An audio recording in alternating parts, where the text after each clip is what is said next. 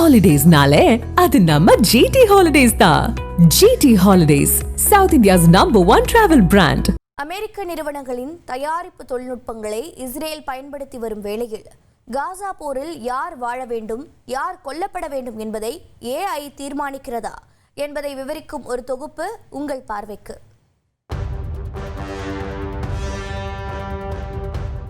காசா மற்றும் மேற்கு கரையில் பாலஸ்தீனியர்கள் இஸ்ரேல் ராணுவ கண்காணிப்பில் இருப்பது உலகம் அறிந்தது.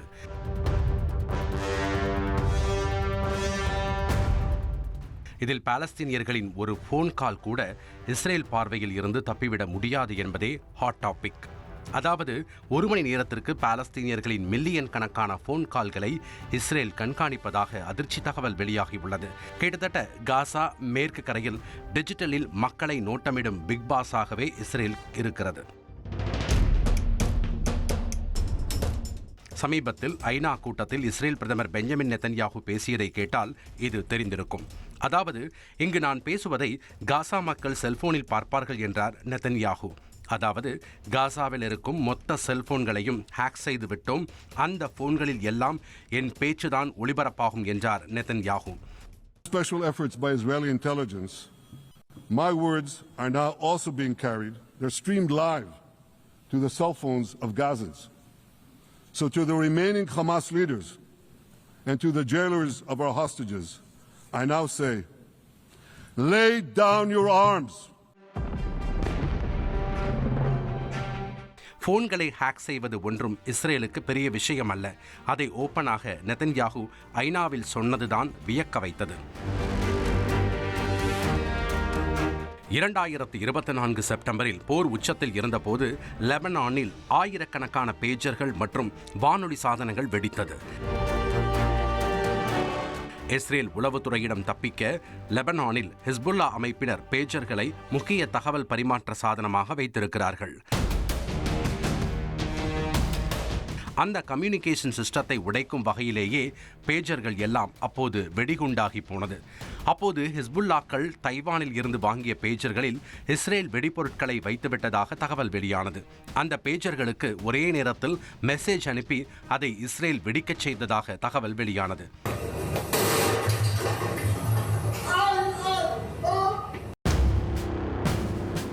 இன்று ராணுவ தளவாடத்திலும் உளவுத்துறையிலும் மேம்பட்ட தொழில்நுட்பத்தை கையாளுவதில் இஸ்ரேலின் மொசாட் எப்போதும் டாப்பாகவே இருக்கிறது.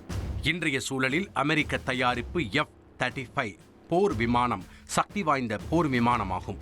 அதிலேயே ரேடார்களை மேம்படுத்தி இருக்கிறது இஸ்ரேல். அதாவது, அமெரிக்காவின் F-35 விமானங்களை விட இஸ்ரேலின் அதீர் F-35 விமானங்கள் மேம்பட்டதாக இருக்கிறது. அந்த வகையில் போர் ஆயுதங்களில் AI தொழில்நுட்பங்களை பயன்படுத்துவதிலும் இஸ்ரேல் தீவிரம் காட்டுகிறது. இதில் காசா போரில் யார் வாழ வேண்டும், யார் கொல்லப்பட வேண்டும் என்பதை AI தீர்மானிக்கும் சூழல் நிலவுவதாகவும் தகவல்கள் வெளியாகி இருக்கிறது. அமெரிக்க நிறுவனங்கள் தயாரிப்பு AI தொழில்நுட்பங்களை இஸ்ரேல் போரில் பயன்படுத்தி வருகிறது. இதில் பெரும் சர்ச்சைகள் சிக்கி இருக்கிறது மைக்ரோசாஃப்டின் அசூர். மைக்ரோசாஃப்ட் அசூர் ஒரு கிளவுட் கம்ப்யூட்டிங் தகவல் சேகரிப்பு தளமாகும். இந்த சேவையை இஸ்ரேல் ராணுவத்தின் யூனிட் 8200 வாங்கியிருக்கிறது. யூனிட் 8200 இஸ்ரேலிய பாதுகாப்பு படைகளில் இருக்கும் புலனாய்வு படை பிரிவாகும். இஸ்ரேலிய ரகசிய நடவடிக்கை, சைபர் தகவல் சேகரிப்பு, உளவு தகவல்களை சேகரிப்பது, அவற்றை கண்காணிப்பு என முக்கிய பங்கை வகிக்கிறது. இந்த படைப்பிரிவு மைக்ரோசாஃப்ட் நிறுவனத்துடன் பேசி அசூரில் மில்லியன் கணக்கான பாலஸ்தீனியர்களின் தொலைபேசி தகவல் பரிமாற்றங்களை சேமித்திருக்கிறது. இதுகுறித்து தி கார்டியன் செய்தி நிறுவனம் விசாரணையை மேற்கொண்டு தகவல்களை வெளிப்படுத்தியிருக்கிறது.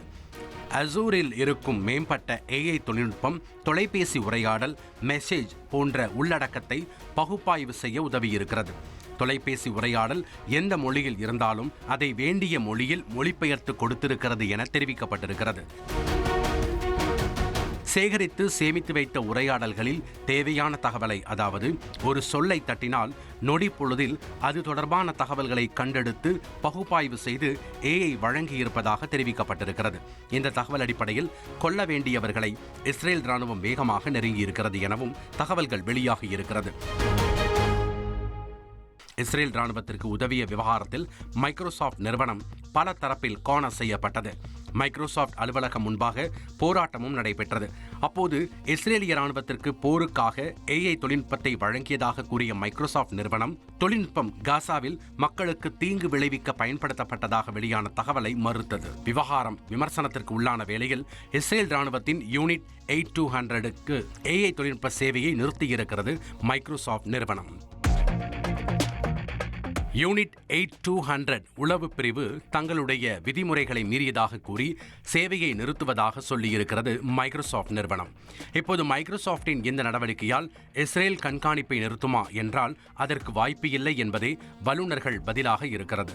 மைக்ரோசாஃப்ட் தவிர்த்து பிற முக்கிய அமெரிக்க தொழில்நுட்ப நிறுவனங்களும் இஸ்ரேலின் டிஜிட்டல் போரில் பிணைந்திருப்பதாக கூறும் அவர்கள் இனி இஸ்ரேல் வேட்டையில் எப்போதும் AI இருக்கும் என்றே எச்சரிக்கிறார்கள்.